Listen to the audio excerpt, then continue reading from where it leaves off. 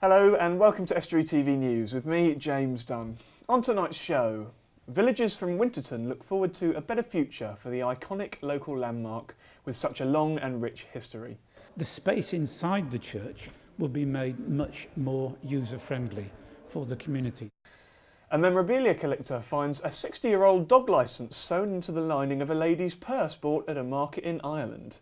But who did it belong to? And Emma Lingard joins me on the sofa to tell me about how she found out more about the man who owned the licence. But first, here's Erica Barker with the news headlines.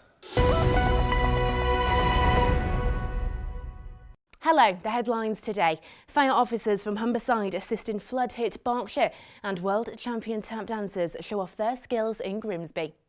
But first, East Riding high streets could soon benefit from grants to revitalise them.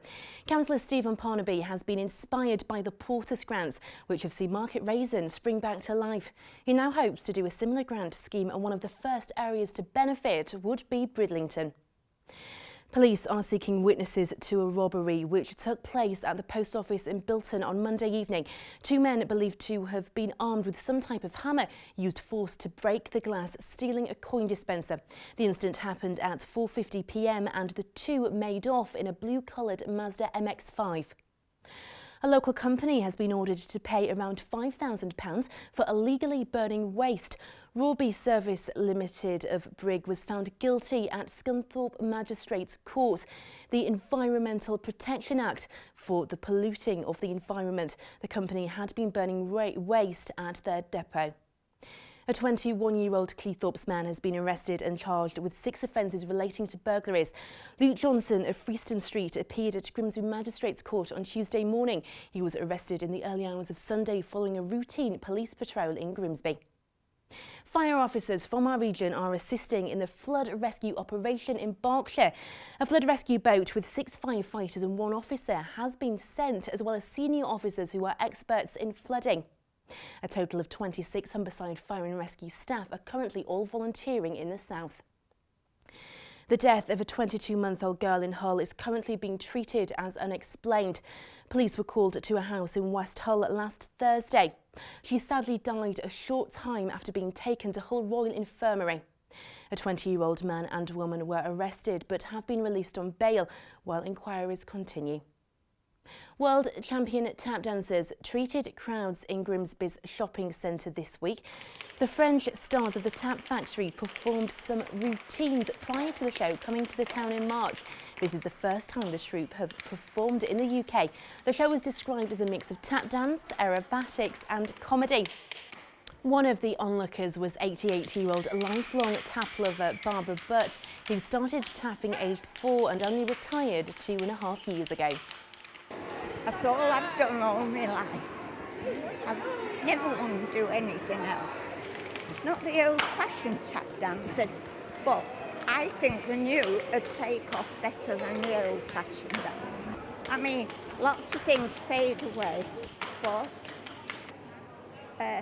that'll come back again, tap dancing.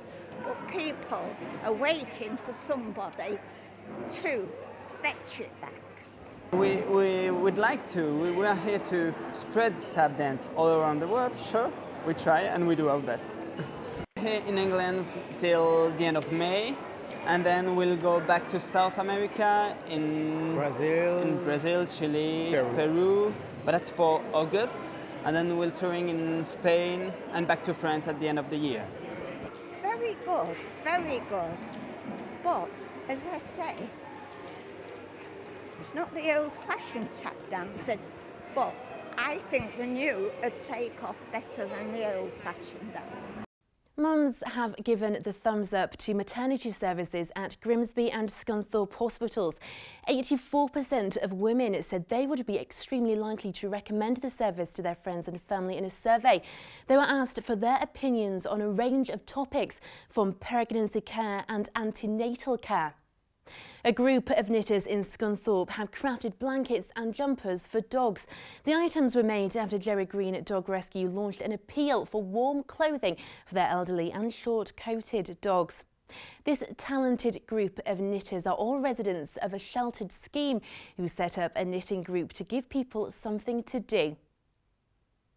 Ahead of an exhibition called Working Hard, Playing Hard by artist Beryl Cook, people are being invited to submit digital images of themselves celebrating.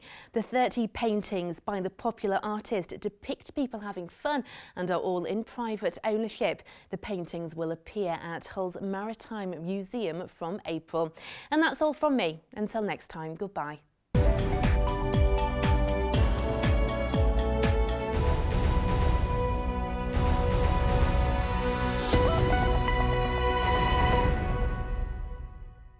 Thanks, Erica. Churches can be the hub of small and rural communities and villages. They're often ancient and beautiful buildings, but that sometimes means they're not necessarily suited to modern usage. And that's no more so than in Winterton. There are currently only around 30 regular users of the church, and the flock is ageing. But those who do go are hoping that it's about to change, thanks to more than £1 million worth of funding, which they hope will bring the classic building into the modern age. And with it, more people into the church. I went along to find out more. This majestic church is Winterton's most iconic building. It's the centre of the village and has been for a very, very long time. We do know the tower was built about 1080. It's a Norman tower. We know the reasons why it was built. The rest of the church follows on. It was massively expanded in the 13th century, and we know that parts of it were built around 1203, 1245. The most recent piece is 1300. But the church needs restoration work, and it's getting it thanks to the hard work of its congregation, who have secured nearly £1 million in grants to fund it, including more than £700,000 from the Heritage Lottery Fund. The money will pay for a special heritage section and make the space more versatile, but maintain and accentuate the building's classical features. Well, the church in many ways won't change. The walls are completed before 1300. They will stay the same. It will still be the main focus for Anglican worship, the parish church of Winterton. But the space inside the church will be made much more user-friendly for the community. The project has been in the pipeline since 2008, but work finally began in December. Last week, the congregation that made things happen emptied the church of everything from pews to Bibles. It will now be closed for at least a year, but the people to whom it means the most have faith in the outcome. I've worked here from a child, brought my own children here, and we're all married here, confirmed here, baptised here. So there's a lot of history for me personally, but I can see that the work that we're doing is not for us, it's for future generations, and it's for what we're doing the work, hard work with a lot of very dedicated people that will make this the most wonderful resource for Winterton and for the surrounding areas as well. And when it's finished, the villagers will thank heavens for people like Jean. James Dunn, Estuary TV News. A couple of months ago, we got a mysterious email from a man named John Carey who found a dog licence from 1940 in the lining of a purse that he bought from a market in County Cork, Ireland. The purse said a present from Great Yarmouth, but the licence belonged to a Harry Clixby and was issued in the West Marsh. Well, Mr. Carey, living in Ireland, wasn't best placed to investigate the story behind it, so he sent it to us in the hope that we might be able to find out a little more, and maybe even track down the owner's family and return it. Here's what Emma Lingard found out about the licence and who it belonged to. Harry Clixby lived on the West Marsh area of town, populated by rows of terraced houses and timber yards. And this is where Chapman Street stood, running from Corporation Road through to Adam Smith Street. It was demolished as part of the redevelopment and clearance. And he lived here from 1920 until his death on the 8th of November 1955. Now, from the census returns, we can see that in 1911, Harry Clixby was living in Gainsborough at number 1 Joppa, North Street. And from what I've researched, that Joppa was one of many sort of like tenement yards in the town. Now, his profession is listed as boilermaker, and of course he was working for none other than Marshalls, who were a very famous engineering company that were based in Gainsborough, just down the road from where he's living. Now, what we can tell from the census, he was born about 1881. He is married to a lady called Emily Rainsforth, and they've got 3 children, a Jo Sewell, who is aged 5, a Doris, who is 4, and then there is 10-month-old John William Clixby. Now, further research has shown that John must have moved to the Grimsby area around sort of like 1920, because that's when he first appears in the electoral registers in the town along with his family. And he lived in the town right up until his death on the 8th of November 1955, living at 114 Chapman Street on the West Marsh.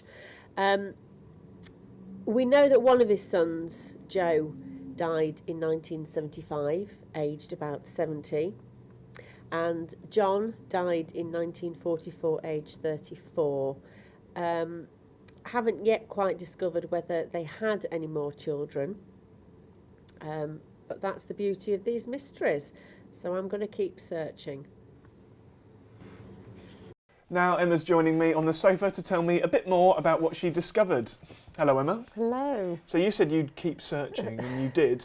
I did keep searching, and what was interesting to find was that there were a number of Clixbys living in Chapman Street just after the Second World War, which I haven't yet connected whether some of them were relatives, but you make assumptions because Clixby is an unusual name that they were. Yeah.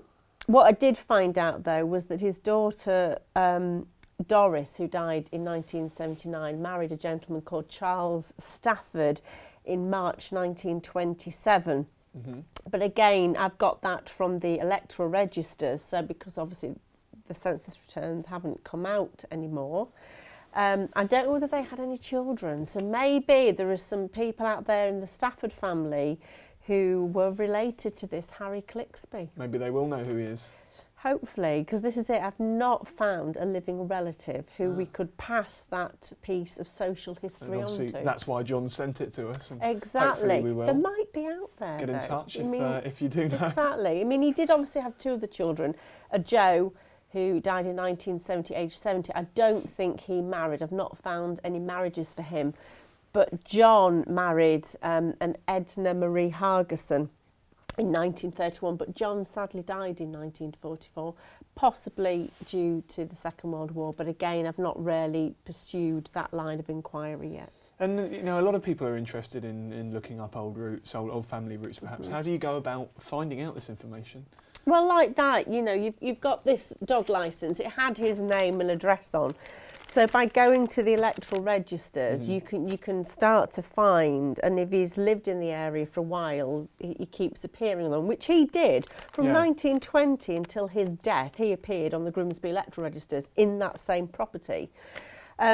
Again, you've got things like the census returns, which obviously the last one was 1911, so you can find out more. Obviously, that's how I found out that he came from Gainsborough.